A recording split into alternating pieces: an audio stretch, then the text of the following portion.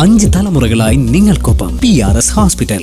Swaraj, Nilambur Aisha, KR Meera, Vaisakhan തുടങ്ങി ഗോവിന്ദൻ, മിഠറായി വിജയൻ തുടങ്ങി എല്ലാവരോടും പറയാനുള്ള ഒറ്റ കാര്യം, ഒരു ഡെക്കറേഷനും വേണ്ട.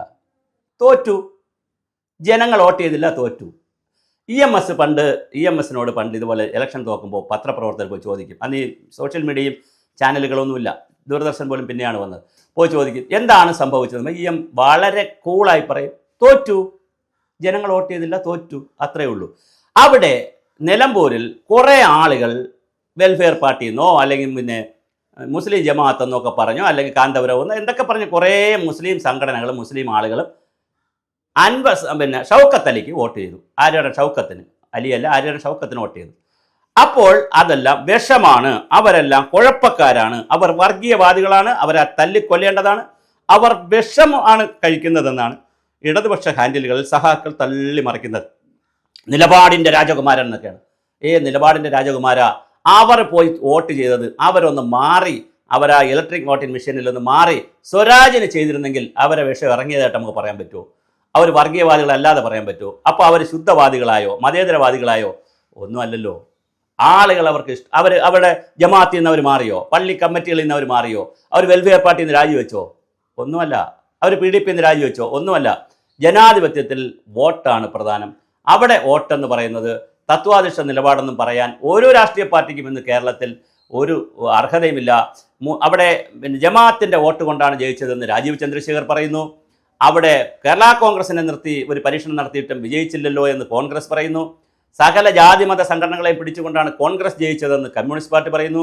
PDP പോലുള്ള ആളുകളെ ഇപ്പം കൂടെ നിർത്തുകയും നേരത്തെ ജമാഅത്ത് ഇസ്ലാമിയെ പല പഞ്ചായത്തുകളിലും നിയമസഭാ തെരഞ്ഞെടുപ്പിലും പാർലമെന്റ് തെരഞ്ഞെടുപ്പിലും കൂടെ നിർത്തിയതും കോടിയേരി ബാലകൃഷ്ണൻ അടക്കമുള്ളവർ ചർച്ച ചെയ്തതിൻ്റെ കഥ വെൽഫെയർ പാർട്ടിയും കോൺഗ്രസും പറയുന്നു.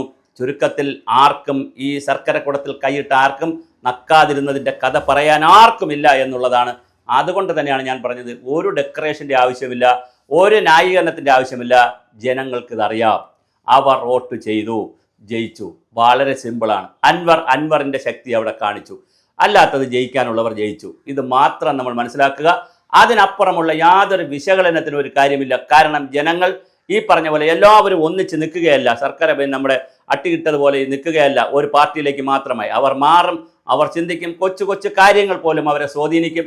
ഇലക്ഷനിലേക്ക് വോട്ട് ചെയ്യാൻ പോകുമ്പോൾ വീട്ടിൽ നിന്ന് ആലോചിച്ചുകൊണ്ട് പോകുന്നത് ഒരു മുന്നണിക്ക് കൊടുക്കണമെന്നാണ്. പക്ഷേ പോണ വഴിക്കായിരിക്കും ഒരു വാർത്ത ചിലപ്പോൾ ഏതിൽ കാണും, വാട്സപ്പിലോ അല്ലെങ്കിൽ ഒരു യൂട്യൂബിലോ ഒരു വാർത്ത കാണുമ്പോൾ അല്ലെങ്കിൽ പത്രത്തിലൊരു വാർത്ത കാണുമ്പോൾ ഒരു കൂട്ടുകാരൻ പറയുന്നുണ്ട് ഇങ്ങനെ ഒരു സംഭവം കൂടെ ഉണ്ടായിട്ടുണ്ട്, എങ്കിൽ ഒരു പണി ഇരിക്കട്ടെ, ഇന്ന ആളിന് അല്ലെങ്കിൽ ഇന്ന പാർട്ടിക്ക്, വിചാരിച്ചു പോയ പാർട്ടിക്ക് അപ്പോൾ എതിർ പാർട്ടിക്ക് ഇരിക്കട്ടെ എന്ന് വിചാരിച്ച് വോട്ട് മാറിക്കൊടുക്കും. അത്രമാത്രം വളരെ വൈകാരികമായ ഒരു വിഷയം കൂടിയാണ് വോട്ടെടുപ്പ്. അതുകൊണ്ട് ഈ തള്ളിമറിക്കലുകൾക്കൊന്നും ഒരു കാര്യമില്ല.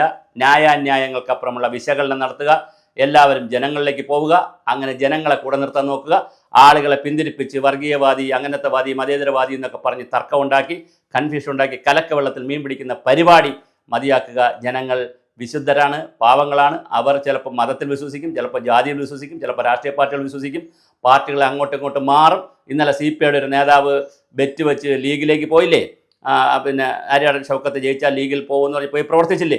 ഇതെല്ലാം ജനാധിപത്യത്തിൽ നമ്മൾ കാണും. അതുകൊണ്ട് തന്നെ ഒരു ഡെക്കറേഷനും വേണ്ട. സ്വരാജിൻ്റെ തോൽവി ആ തോൽവിയായി തന്നെ അംഗീകരിച്ചുകൊണ്ട് മുന്നോട്ട് നീങ്ങുക. ഷൗക്കത്ത് ജയിച്ചത് ജയമായി അംഗീകരിച്ചുകൊണ്ട് പോവുക. ജയിച്ചവർ അഹങ്കരിക്കാതിരിക്കുക, തോറ്റവർ പറഞ്ഞ് ന്യായീകരിച്ച് വഷളായി വിജയിക്കാതിരിക്കുക. എന്തായാലും ജനാധിപത്യം വിജയിക്കട്ടെ.